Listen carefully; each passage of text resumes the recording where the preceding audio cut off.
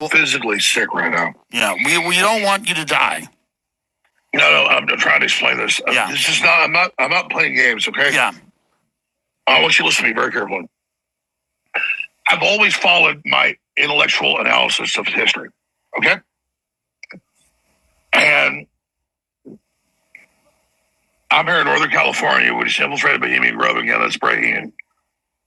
And I have my 7-year-old daughter with me and my wife with me, and I've got 3 other older children. I can't get on your show and lie to you. So I'm sitting here believing we're about to have a nuclear war. They've already tried to kill Trump. They're going to do it again. And so I feel guilty literally talking to you and saying we're about to see the end of civilization. Right now on the road we're on the like you got your GPS, you're driving this restaurant, you're driving this place, you're going to the beach. We're not going to the beach, folks. We're going to thermonuclear war and the end of civilization and total death. And I don't say that to be dramatic. I literally was sitting here and you were asking me what's happening next, and I started to vomit. Yeah. Guys, I'm tough, okay? I'm tough, okay? I've been in a lot of fights. I don't break. I don't easily buckle. I am literally having a panic attack right now because of the magnitude of what's happening to our civilization. So I want to be very clear with people. I don't want to say what I think because I don't want to sound like an asshole to people. Okay? We are in the middle of World War III with the Russians. It's already started. Everything is collapsing. Everything is insane. And if we sit there and if we... There's the reason to live and there's the reason to save. There's the reason to save the country right there, right? That's what I'm saying is that I don't want to come here and tell you and say a bunch of horrible shit because it gives power to it, but it's happening. Yeah. I'm literally having nightmares every night. I'm literally preparing to die. And I'm sitting there watching everybody going playing golf and watching Netflix, think it's all a fucking joke. Folks, it ain't a fucking joke, okay? Hello guys, David Vos here. Beautiful day here in paradise. I hope you're having a wonderful day. Well, that was very interesting. I would say dramatic. I would even possibly say it's theater. But, you know, I could also see these are human beings. Even Joe Rogan is a human being. Tucker Carlson's a human being. Yeah, they're involved in propaganda. But they're human beings, and I don't believe that anyone can control most human beings. Most human beings have to believe that they're doing the right thing. People that are involved in cults believe in the cult. And the biggest cult in the world is the government, the world, the society that we live in. And so most of them may be actively working. They might even be a CIA member, but they might actually believe what they're saying. And in fact, I think Alex Jones does believe what he's saying. But let's say that for a moment, he was hired to give this message and he went on Joe Rogan and they got it all planned to tell us this. And a lot of people are telling us stuff that is very dark and something I've never seen in my lifetime until recently. If you just look at TikTok or YouTube, they're just letting everything go and people are saying everything. Stuff that is just opening the veil on a lot of stuff that people never talked about before. But it looks like there's a lot of people, especially the media, social media influencers and content creators. And yeah, they are driven by a need to have a clickbait to make money. But they don't all have to uniformly come out and say, okay, the world's coming to an end. But there are a lot of people that are saying it. Stu Peters and all these people are on there. Even, like I say, Tucker Carlson, he's very dramatic lately. But of course, they never really say a lot other than the world's come. Only what they are told to say. So they're being told then, or allowed and encouraged, to be right up front and straight up tell us to prepare, that the time has come. And they're not saying, oh, this is going to be bad, maybe a year of some famine or a few earthquakes, or maybe there'll be a depression or a financial crash. But no, they're saying there's going to be a financial collapse. They're saying there's going to be World War III. And they're saying it's going to be worse than anything we've ever experienced. And Alex Jones is straight up telling you it's going to be the end of society and the world as we know it. I think they're preparing us. I think they're about ready to unleash it. I saw a video, I think it was yesterday, where, it was on the Redacted, I think, another Redacted one, which I don't seek out any of these people. They just pop up in my feed. But I think it was on Redacted, yeah, it was, where they showed a clip, and they leaked it on purpose, but they showed a clip of the most powerful bankers around a table, like at a meeting like the Trilateral Commission or whatever meeting it was, Bohemian Grove. I mean, did you notice that Alex Jones was a little apparently drunk or high or something? He was slurring his words. And he said at the very beginning of when he started talking, he said something about blah, blah, blah, the Northern California Grove. Like what? Grove? He literally, I heard him say Bohemian Grove, but I don't know what else he said. He was somewhere, something about breaking news, Bohemian Grove. I don't know what that was about. But, and of course, Alex Jones was the guy that broke the whole Bohemian Grove years ago. He snuck in there and took some pictures of the cremation of care or whatever. But these bankers were literally saying that the financial market is about to collapse, and they're not going to tell the peasants, the regular folk, but they're going to warn the very wealthy to get their money out.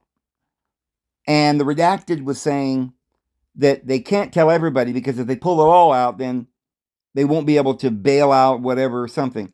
So they want the majority of people to stay in when this goes down. And what they're going to tell them officially is that they're going to make an announcement that says, don't use your bank account. Don't use your money for a few days.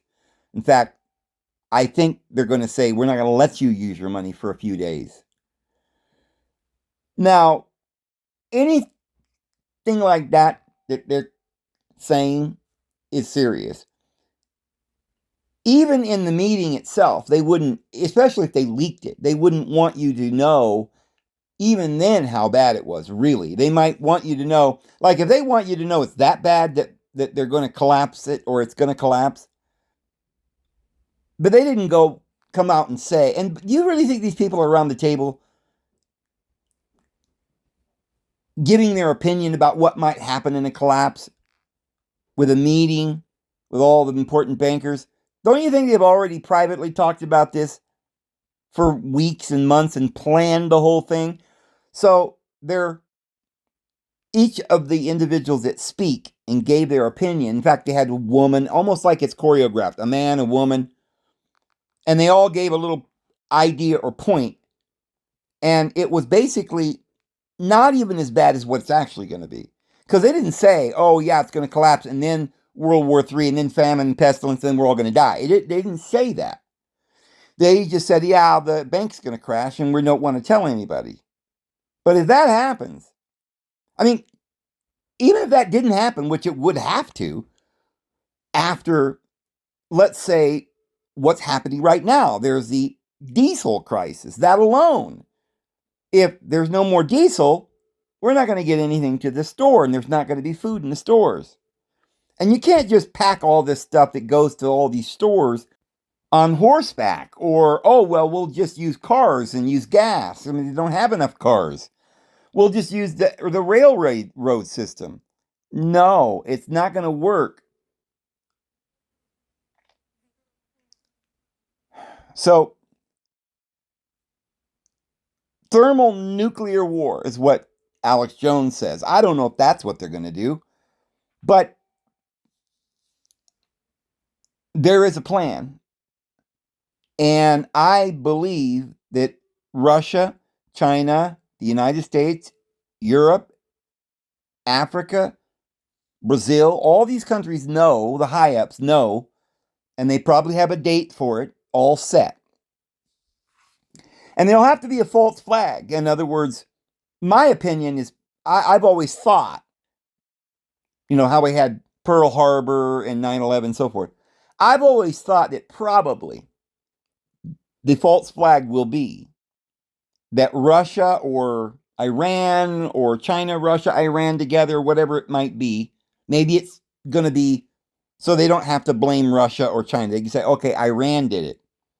Or the Houthis, or, Hezbollah, Gaza, whatever. Somebody drops a bomb big enough to completely destroy the Dome of the Rock. And that will start World War III, which I think has already started, which is how they always do it. The war's already started, then they officially start the war. But when the war starts, and I believe that this is what'll happen, they will orchestratively,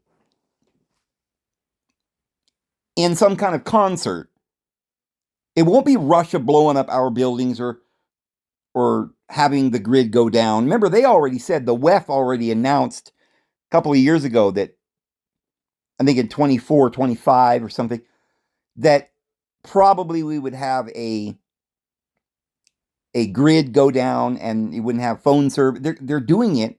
AT&T just did it. They went down. Everybody couldn't get on their phones for a while. Verizon did it once and stuff. I think they're just preparing us and getting logistics about what's going to happen when the people have to experience this. They're going to probably pull the plug on the phone for a few hours. I don't think it'll last long because I think they want us all to sit and watch it. I think this is an initiation. And it's going to depend on each and every one of us how we react to this. And of course, most of the young people aren't going to react very well. There's going to be mayhem. They're going to pay people to go into the streets and steal and rob and pillage. And I think there's going to be blackouts. There's going to be financial collapse. There's going to be food shortages, very, very bad. They'll have the government for a while saying, come on down, stand in line. And, I just heard a few days ago, again, I've heard it before, but this is a fact. Trump has set up a concentration camp. By the way, right outside Salt Lake City. Yeah, Mormons are heavily involved because they're in the politics and they own most of the western states and the politics there. They're going to be culpable. The Mormon church are going to be very culpable, and the Catholics. They're no longer Christians. They haven't been for a long time. They're not trying to be Christians. These guys are Satanists.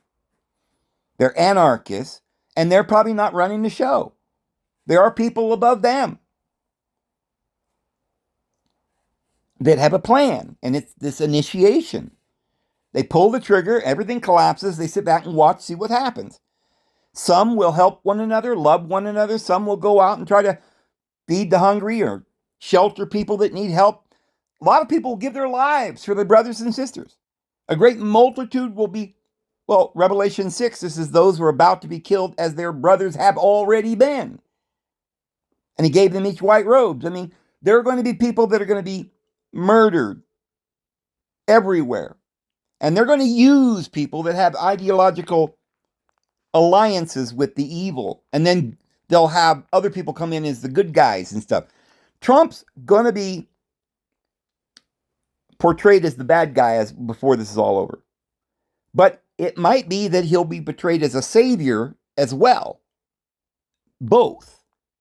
I mean, imagine how they portrayed Hitler as the evil guy, And yet they financed him. And then there were those that easily could come along and say, oh, well, Hitler was really the savior. And there will be groups of people that will still believe that. They want all of this. They're orchestrating it. And they're going to see how we react. Many will die. Don't worry about that if you die, because, this is just a classroom. However, it's imperative that you don't die if you want to be one of the elect, those who remain until he comes. Because on account of the elect, it says he's coming to destroy the wicked. And those are the ones that are going to meet him in the air and be with the Lord forever with the Lord. So we want to be one of the elect. We don't want to just eventually get a white robe and get through the classroom one day, right? We want to pass the class this time and get our white robes and our crowns.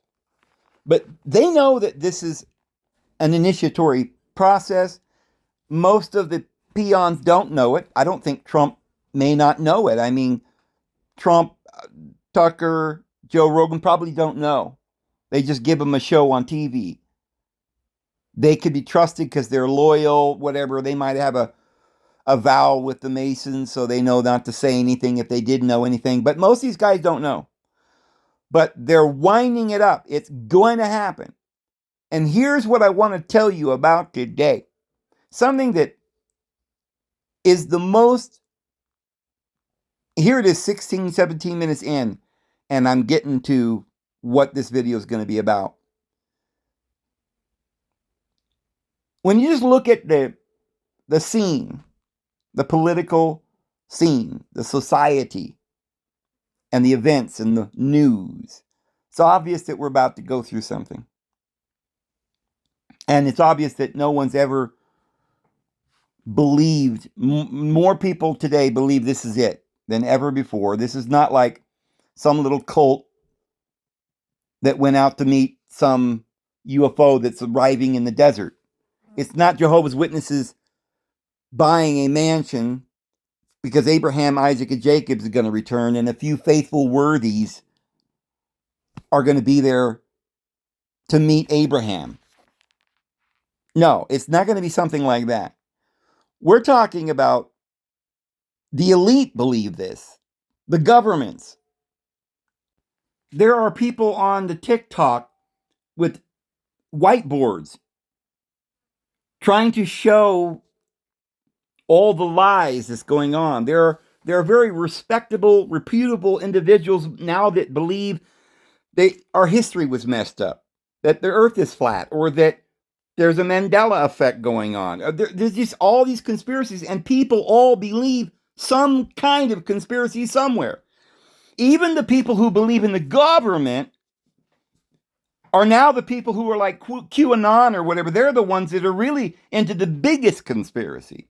Because if you believe the government at this point has not been keeping us down and allowing all the evil and bringing the drugs over the border and all this and that, then you're the biggest conspirator and you're the biggest fool, and you look foolish believing in society at this point. I think a lot of people don't anymore, and I think very shortly no one will. Of course, there will still be people who will be desperate when they're hungry and they will run to the government. So up there in Salt Lake, they've got concentration camps right now. The homeless are being gathered up and taken there. Remember I told you a while back, I've been telling you, do not be homeless. Do not think, well, I'll just go into the woods with a tent or I'll live in my car. If you live in your car, it might be great for now. You can go from campground to campground. But there's going to come a point when anybody who doesn't have a legal place to go will be forced into concentration camps. Now, they may not call them that, but you will not be free to go. And I know so many people that are saying, well, I'm staying with a friend. They're letting me stay in the garage. You're I got this little place over here. It's a nice little spot. I'll be all right. I'm only 50 miles from Washington, D.C. or Philadelphia, out there in the Appalachians. I'm fine. It's beautiful, Dave. We'll be fine. You won't be fine. Do you know they've been hiring more and more and more and more and more rangers and government workers? They're all scanning the forest looking for people. If you got a dog off your leash or anything, you drop a piece of paper on the ground, bam, they give you a ticket. They got guns, they got bulletproof vests, armored vehicles patrolling the government land. They're not going to let you camp. Yeah, you might hide somewhere in a hole or in a cave, but you wouldn't be able to have a fire. You're not going to have food. You cannot survive unless you live somewhere. And if you rent, they're not going to let you stay there in the city because the cities are going to be uninhabitable, some of them. Maybe most of them. Who knows? And maybe for a while you'll be like, Dave was wrong. We're here in the city. There's war going on and a couple of cities got blown up. But, we're all right. Right? We got a little food in the pantry. Nobody ain't stole anything yet, Dave. Well, don't you worry. They will. You might have to witness your family members being pillaged, raped, and murdered in front of you. Or you may be the one being murdered, raped, and pillaged. I promise you, if you do not have your own legal property that you can park on, and don't worry about it, don't have water. What am I going to do, Dave? It's just all sand out there in Nevada. That's all I can afford. Well, then buy something in Nevada if that's all you can afford. But, you can buy other things. I mean, if you got rent, if you got the money for some rent, you could put $1,000 down on a piece of land somewhere. Nevada, Arizona, Utah, the Rockies. But I'll bet you could find land, and I really believe it's got to be the Rockies, and preferably right near where I am. I feel the Holy Spirit is guiding me to tell you that this is the place where we'll be safe, in the eastern part of Arizona or the western part of New Mexico, on up maybe into various areas up into Utah or whatever, but somewhere in the Rocky Mountains. I don't think Canada's safe. I don't think anywhere is safe because up in Canada, they don't have a constitution. And I believe that the Lord has been gathering his elect, having that Statue of Liberty there for a long time. And there will be a remnant that will be saved. And if there's anybody anywhere in the world that needs to be protected and saved, the Lord will find you. But your heart's got to be pure and you got to be trying. You got to be doing something. Look, I had no money. Nothing. I prayed. I sought every day. And the Lord gave me this property and he gave me a way to do it. And I've been working hard and I'm getting very close. And I can tell just by the way things are shaping up that it's near. Because the Lord has given me enough time to get everything I need. And I've just about got it all done. I hope he gives us another year, as I know a lot of you need it, the time. But if the Lord gave you another few months or a year, would you do anything? If you're homeless, you're going to be rounded up. They're not going to tolerate homelessness. And you say, yeah, but I'm not going to be on the street. I'm going to be in my brother's garage. Well, you can't depend on that. Even your brother, what, are you in a town somewhere in the little outskirts of some big city? Even if it's only 20, 30,000 people, 10, 15,000 people, all metropolises, towns, villages will be under it's kind of like HOA, the rules of the city. In that little town, no matter how small it is, this is what you got to do. You're not allowed to catch the water. If you want to eat, you got to go down and stand in line. And then it moves from there, to protect you from the fire that's coming or the hurricane or whatever. You're not allowed to go back to your house, and then they got to take you away and you're done. The only place safe is high ground, a place where everything doesn't burn down all the time like where I am. a place where it does rain, and when the weather gets really bad somewhere else, it's not that bad here. And a place where in the United States, the Rocky Mountains, and most of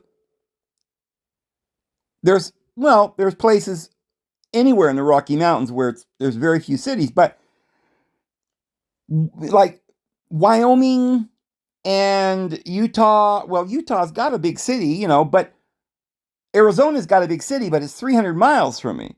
You've got to be someplace where there's at least 150 miles between you and any kind of city, where you're in an area where it's unrestricted. You don't need a permit or throw up a shack or dig your well. Nobody comes around looking to see how many dogs you got or whatever. Anyway, you better think about this very, very seriously, guys. So I wanted to share, now that I'm 25 minutes, I don't think I'm going to have time to get into what I really want to talk to you about today. But perhaps the Holy Spirit wanted me to share that with you first. So I'll try to get as much of this as I can in this last few minutes. But you know how we were talking the other day, and we've talked about this a few times, that we've narrowed it down to that Jesus probably was crucified the year 30 CE. And when I made that video, I was pretty certain, because what really made me feel certain about it, or, relatively certain, was the fact that the Jerusalem Talmud and the Babylonian Talmud both make the statement in unequivocal terms that from the year, and they specifically say from 40 years before 70, we know exactly when 70 or when Jerusalem was destroyed. And the 9th of Av, it was completely burned to the ground, and nothing, not one stone upon a stone, pretty much. And it was about in July that they breached the walls, and so it'll be right in the middle, towards fall, when Jerusalem was destroyed in 70 AD. And that Titus Vespasian surrounded the city and then left 3.5 years before that. And Jesus said to those people, he said, when you see this army surrounding Jerusalem, get out of her, don't look back. And some of them did, and they got out. Others didn't listen. And Vespasian surrounded it, and then he got his troops and circled around and left, which gave them the opportunity to get out of Jerusalem at that point. The ones who wanted to listen to what Jesus had said. Most of them probably thought, it's over. Don't worry about it. He's gone. And they stayed. 1 million or more people were in there starving because they had a little window to get out, but they didn't listen to Jesus and they didn't get out. And here come the armies again. They surrounded it, and nobody could get out after that. And for 3.5 years, it was the worst tribulation for that one city that they had ever had.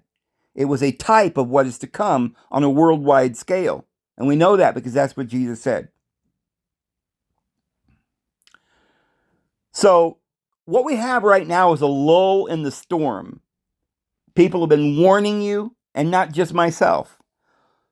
In the last few months, few weeks especially, lots of people are warning you.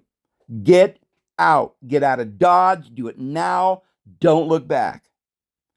And even if you think, well, maybe it won't be so bad, I'll just take my chances, you probably know that whatever's coming, it would be better off for you to be in the country anyway.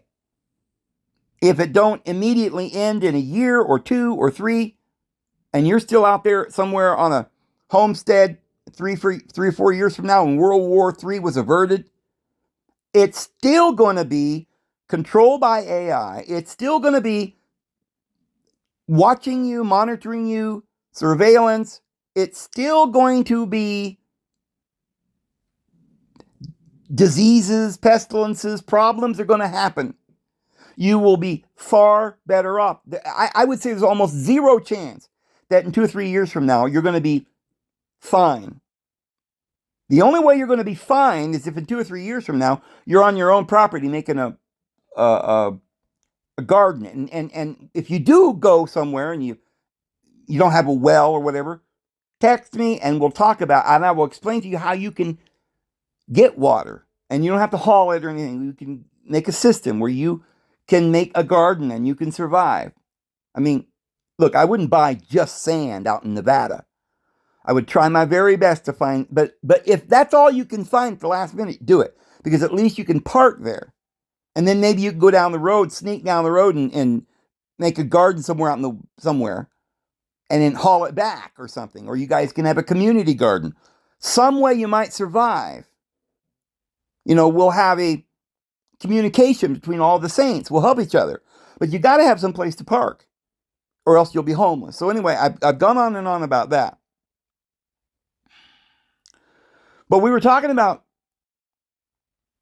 that Jesus probably was crucified in 30. And it's not just probably anymore for me. I am almost certain now that that's the case, and I'll give you the reasons why. Now, in the past, I've done a lot of videos on this, and I have said that it's very difficult to know the dates in history because, and even if you could know that one of their dates might be true and that they're not lying to us, you've got some people are saying that they took 1,000 years away from history or 300 years, or they changed the J into an I and made it look like a 1, and it's not 1950, but it's just 950, and the little 1 on the front is an I, which used to be a J, and that just stands for Jesus or Jesus, an error of 950 Jesus's time or something. And this is a real belief that's going around that history was made up. And I will tell you that I have been spending weeks not just thinking about it, not even just praying about it, although I've been thinking and praying very much. But I've delved into it with AI, into every facet, every aspect of history, every question you can imagine. And I won't read it all that I've been talking to AI about, because I probably wouldn't be able to do that anyway. It was pages and pages of me, hours and hours, days and days and weeks, until I now have cornered the truth. And I think I have verified, and I will give you the reasons why I know nobody can say, like the Apostle Paul, you say you know something, you don't know it as you ought to know it. So nobody knows the day and the hour, but a wise man knows when tragedy is coming. Even Jesus said that people look at the sky and they see a red sky at night, they know it's shepherd's delight. But a red sky in the morning, shepherds be warning. You've got to use your noggin here. Something's going down, and everybody knows it, unless you're trying to deceive yourself. So use wisdom. As long as you can save right at the moment, just save your physical body and your family. If you buy an acre of land anywhere, somewhere that you can own, it's not in a city, it's in the Rockies. There's a Canadian prepper I show his clips here all the time. And he is saying that he's trying to get out of Canada because he doesn't think that it will be safe in Canada. I don't think it'll be safe in Mexico. You people that are going to Mexico, you're foolish. It's not going to be safe anywhere. Only the Rocky Mountains is going to be a place that I would consider safe. That doesn't mean that if you're doing everything you can and the Lord wants you somewhere in Australia or wherever you might be, then the Lord can preserve your soul anywhere, and He will. But I'm just saying that the United States has a treaty, a covenant, and they go by contract law. That's why if you own land, they can't do anything. They can't get you off that land because you own it. There's a contract. They go by contract law because if they didn't, then it wouldn't matter that you sign something, that you agree.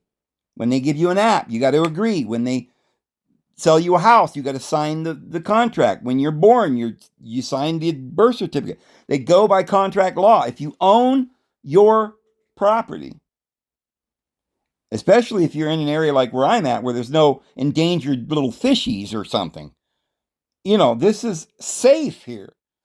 At least 99.99% more safe than anywhere I could think of. And this is where you should be.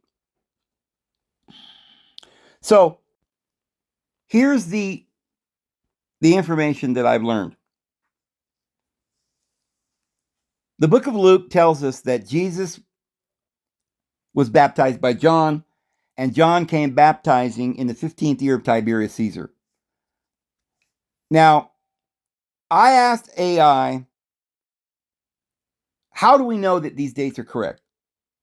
Could it be that they're missing 1,000 years in history?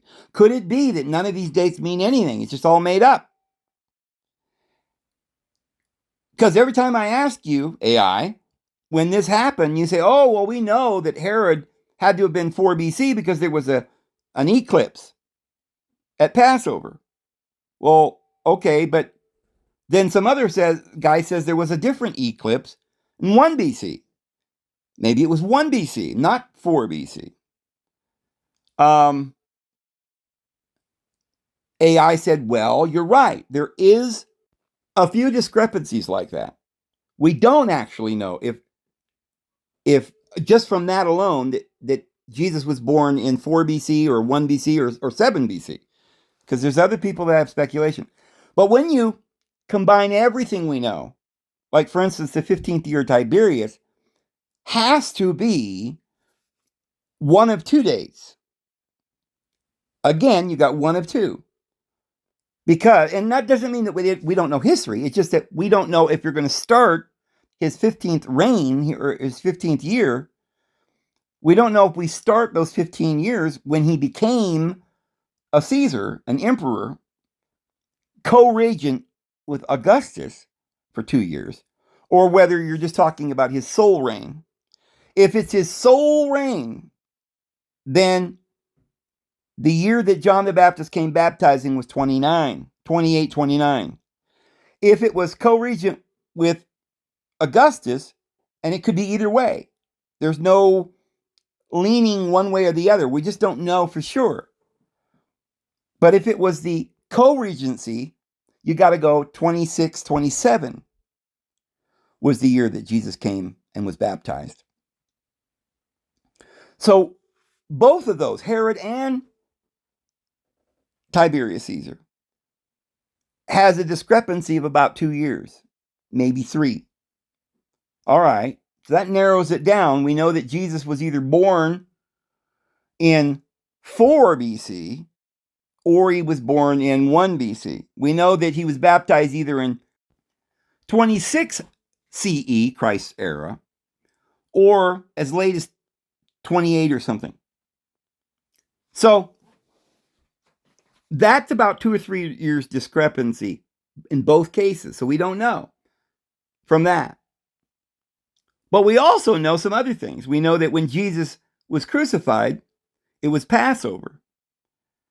And that there was and we know from the Bible itself that the sun and the moon went dark and it was darkness over the land. It had to have been an eclipse. And we know from other people like the Talmud that, and I'm going to get into this here in a little bit, but let me save that for later. That's a really important thing. I'm going to tell you about the Talmud, what they say about Jesus' life and death. It actually turns out that it's written right in the Talmud that Jesus died on the eve of Passover, 30 CE. It's right there, but I'll get to that in a minute. So they say it was on the eve of Passover and that there was a blood moon. Josephus and others believe and have said this. So we know this. And we can calculate that the day that Jesus died or was crucified was a Passover. And we know, according to what people believe, is that he would died on a Friday. And then that's the Good Friday, right? And then he raised up on Sunday morning. And that happened in 30. It had to have been 30. Because that's when that happened that way. Other years, Passover falls on some other day. And So I asked AI, I said, well, wait a minute. Jesus was in the grave 3 days and 3 nights. If Jesus died on Friday, that wouldn't be 3 days and 3 nights. He had to have passed away on Thursday. And they said, oh, well, here's the reason for that. They said that actually confirms it even more. Because you're right. With the Galilean calendar, because they had the Essene Galilean group of Jews had a discrepancy with the Jews, the circumcised at Jerusalem. They had a different calendar.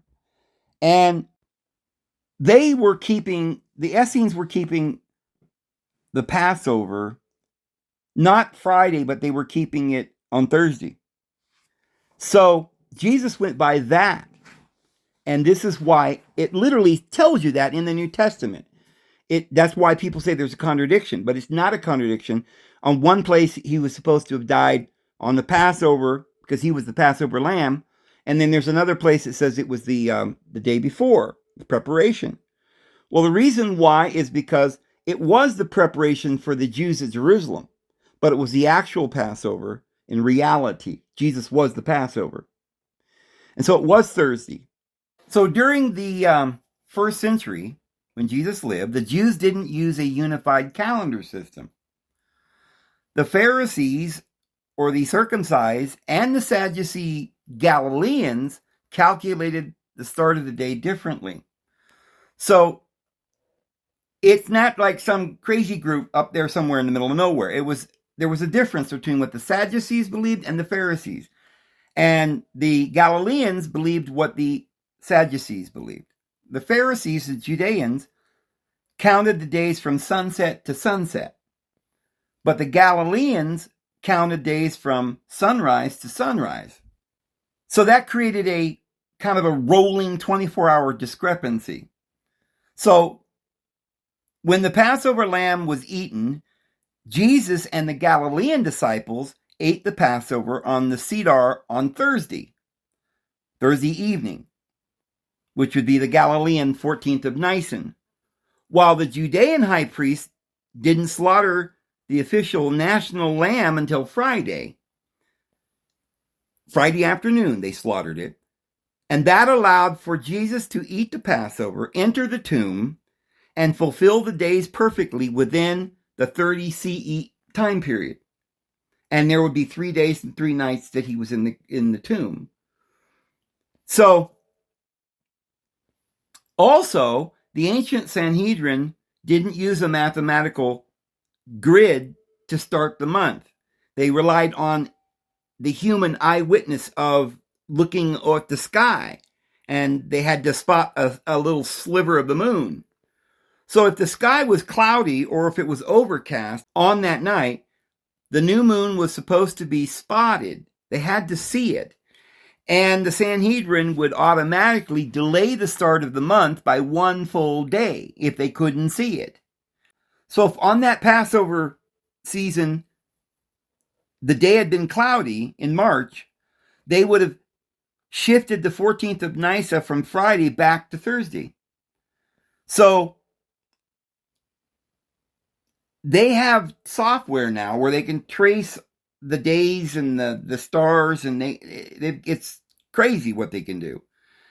And so the software will calculate where the moon physically was, but it can't calculate whether the day was cloudy or not. We don't know what they did, but we can tell you when it was actually Passover.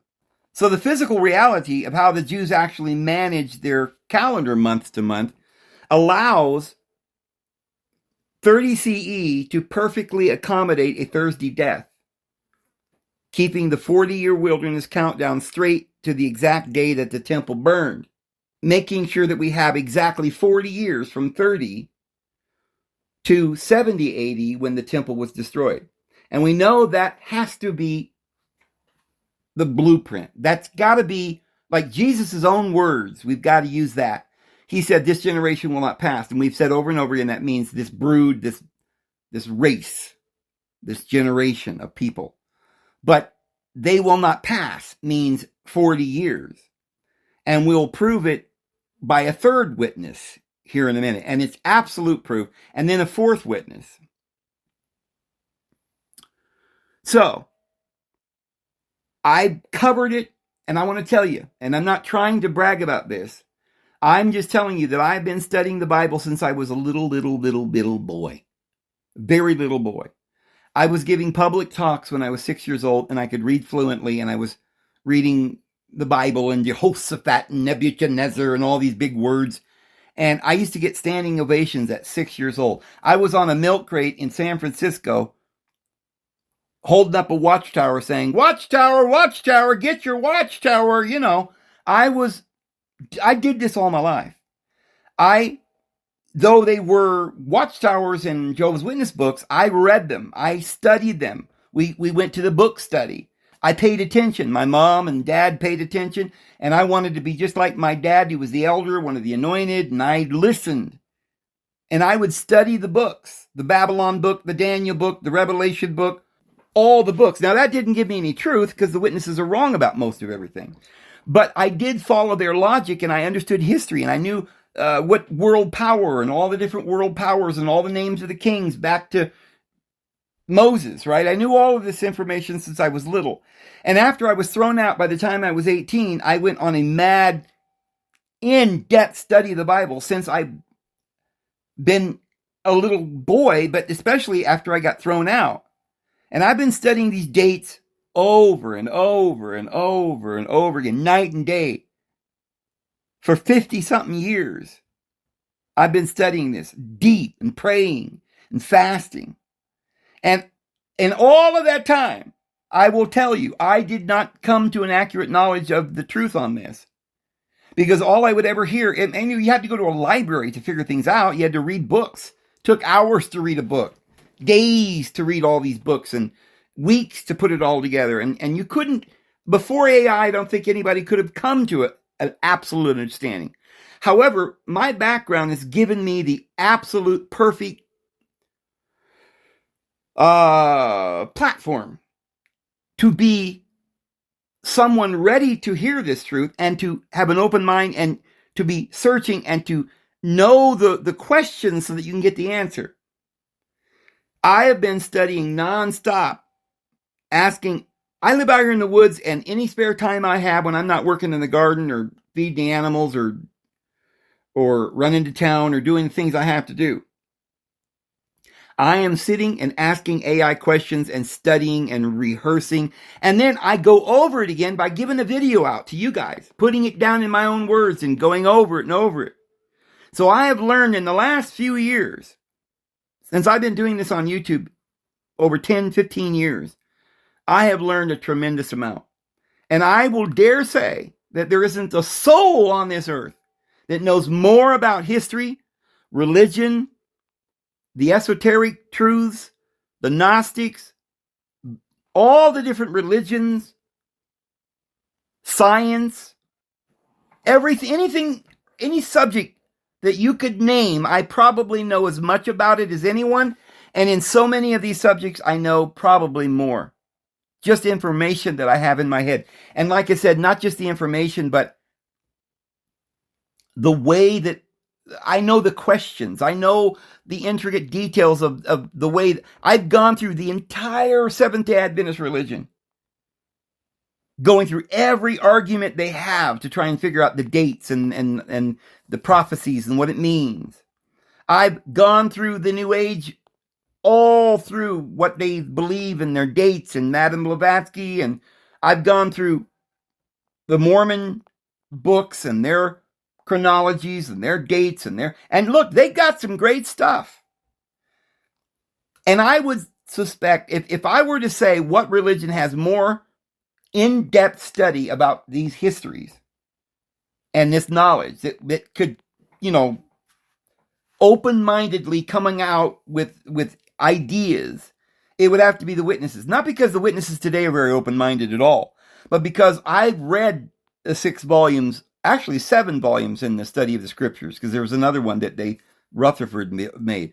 And I've read all the books in between. The Harp of God, many different books that over 100 50, 60 year, whatever it's been, the Jehovah's Witnesses have been putting these books out. And they've changed their view. And when Russell was talking way back in 1864, which is a long time ago, he wrote huge books, bigger than the Bible, with little thin pages and cross references. And I've gone through all of it, of Charles Taze Russell's writings and the Watchtowers, and I read the Aid to Bible Understanding all the way through several times. I haven't memorized. I remember photographic memory of all the little pictures and the words and the things that's in the Aid to Bible Understanding. It's like a huge dictionary, concordance, encyclopedia of all Bible topics and history that Jehovah's Witnesses made. At the same time, I have studied every book that the Seventh-day Adventists have come out with. And I know all of their arguments and their history. Ellen White went through the history from the church, from Christ, from Moses, from Abraham, from Adam, but especially the last 2,000 years, Jerome and Huss and Wycliffe and all the historical things and the papacy. And I've studied William Miller. I've studied Herbert Armstrong, read all of his books. Yeah, I didn't read a lot of books, but I did read these religious books. I've read Dianetics. I've read, L. Ron Hubbard. I've read Christian Science, Science and Health, Mary Baker Eddy. I've read these important works. I've read the OASP book, which is bigger than the Bible, and kept in mind all the way through that it might not be a true book. It was probably channeled by some New Ager or something. We don't know if it's true, but it was interesting. I've skipped through and scanned the pages. I've got a very good photographic type memory. And I didn't read every word in the Urantia book, but I've scanned through it and I've looked at it very carefully. I used to own one. I used to own the OASP book. I used to own all these books. All I'm saying, and I could go on and on and on with what I've looked at. I used to watch Gene Scott on cable, who went into all of this information. He had read all of this information. I've read Hal Lindsey. I've read Schofield or whatever. Nothing to brag about, but I've Drake's Bible and all of his footnotes. I had that book and studied it all the way through. Mennonite Bible, which they pretty in depth on their understanding as well. So, look, I had the whole volumes of history from Will Durant. I've read H.G. Wells, the whole entire history of the world. On and on and on. And I'm just telling you that there's nobody else in this world, and that's, just my opinion, but I don't think there's anybody else in the world that knows more than I do about history and religion and every other subject you could think of. And I am telling you that up until recently, I did not know for sure the date that Jesus, in fact, I was in the weeds trying to figure out, do they really know anything? Trying to figure out how they put history together. Ussher's chronology, and it's different with the Septuagint. The Samaritan Pentateuch, and this and that, and there's the Masoretic and this, and all this different stuff. And I can tell you that I have come to an absolute conclusion that unless some new information arises in the next, I don't know when, I could pretty much guarantee you that Jesus Christ was crucified in the year 30. And I'm going to give you some more information as to why I believe that. So, I look down and I'm 55 minutes. And if I start my conclusion now, we might make it within the hour or about an hour. And that's what I'm going to have to do. And we're going to have to make it a series, and we'll do part 2 tomorrow. And if this video today didn't thrill you, if it didn't give you some serious conviction that Jesus Christ died on the year Passover of 30 CE, and that date is reliable, and then we're going to show what that means about how we know that beyond just the fact that we can see looking around, everything around. We're about to go into nuclear thermal war, according to Alex Jones. Actually, according to the president, and they're hiding some stuff right now. What they're doing behind the scenes, it's going down. I guarantee it. But I'm going to show you that, we're going to talk about, I want to be honest about some individuals, like, for instance, Joshua of the Sons of God Ministries. Even though I definitively disagree with his conclusion, I also kind of understand why he's come to the conclusions that he has. And I don't know if he's watching my videos anymore, but I hope he watches this one and the next one in this whole series. Because I'm going to show definitive proof that Jesus Christ is coming again. And an approximate date for when he is coming. Not because we're going to know the day and the hour, but because we're supposed to see the times and the seasons. And we're not supposed to be sleeping, but we're supposed to be awake and waiting. And we're not going to be caught as a thief in the night, the Bible says. So this is why. The last minute, the Lord is preparing us. He's telling us, get ready. This message I'm giving you is a prophetic message. I guarantee you that you need to heed what I'm saying. That Jesus Christ is coming again very soon. His kingdom will be established. I tell you this from the bottom of my heart with every humility. It doesn't matter who tells you, but it matters what is the truth. And none of us are better than anybody. I'm just in a unique position in this world, the way it's gone down, that for some reason the Lord has shared this with me and has prepared me and is telling me to give you this message that you have very short time and you need to get out now. You need to find some place in the Rocky Mountains near where I am. But tomorrow, and I may not be able to do it tomorrow because I've got so much, I'm preparing myself here. And I've got to go over to my other property, and I'm going to put 2 videos out today. Because yesterday, instead of doing a video, I was out scanning, looking at my property. And so I'm going to show you that one too. Watch them both. They're both important. But of course, this one's very important, even more so.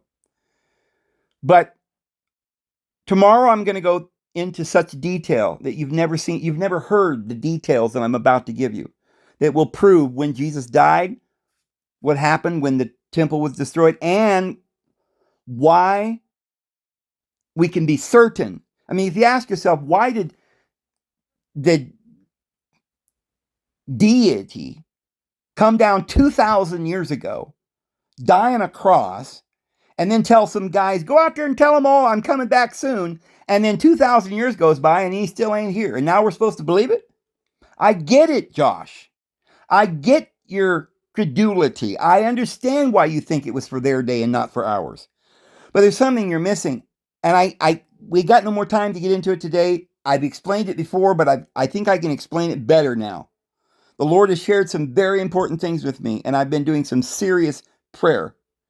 And I will tell you that I can convince a doorknob right now with the information that I have. Anybody who hears this will be convinced by the end of this and tomorrow and perhaps another couple of videos that we're going to be doing in this series. I don't know. I will show you beyond a shadow of a doubt that we can be certain and confident that what Jesus was telling his apostles 2,000 years ago was exactly what's happened.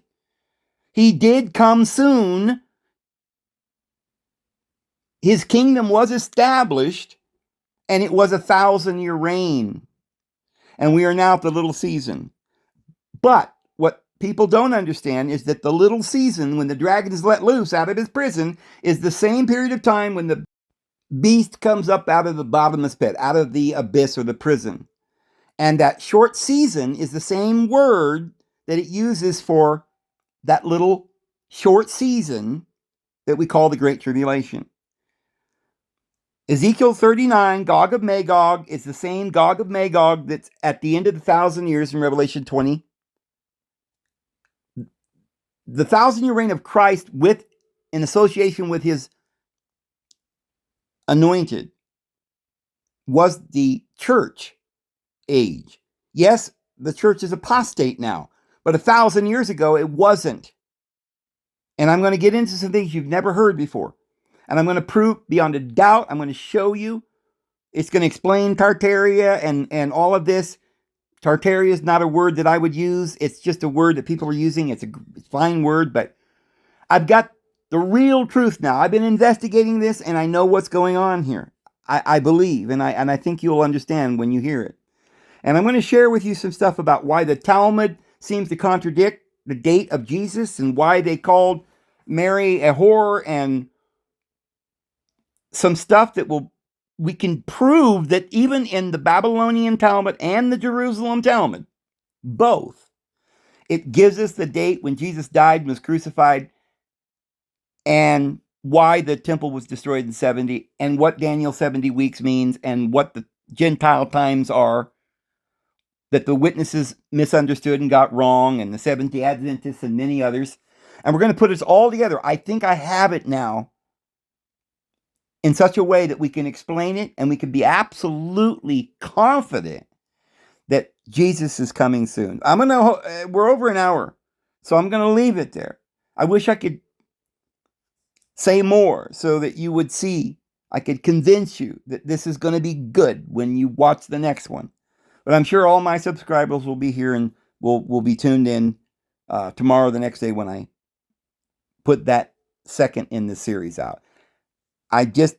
Please stay tuned for that, because you're going to learn history, the whys and the wherefores. It's going to all make sense, and we'll get back to you tomorrow. Guys, the Lord loves you so very, very much. He loves every living soul. His grace and his peace will be with you. You know this. And we'll see you guys tomorrow. Have a good one.